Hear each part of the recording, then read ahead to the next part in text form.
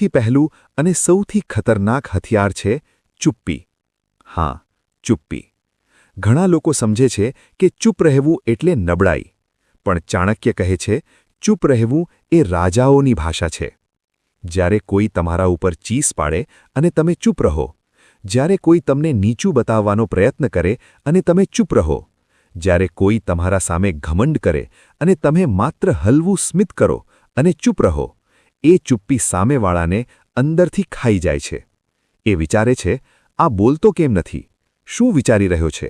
ક્યાંક કંઈક પ્લાન તો નથી ને? અને જેટલું એ વિચારે, એટલું જ એ પોતે નબળો કરતો જાય છે. ચાણક્ય કહે છે, જ્યારે તમે ચૂપ રહો, ત્યારે તમારું મગજ સૌથી તેજ ચાલે છે અને સામેવાળાનું સૌથી વધારે બગડે છે. આજે પછી યાદ રાખજો, દરેક વાતનો જવાબ શબ્દોથી આપવો જરૂરી નથી. કેટલીક વાતો ચૂપ્પીથી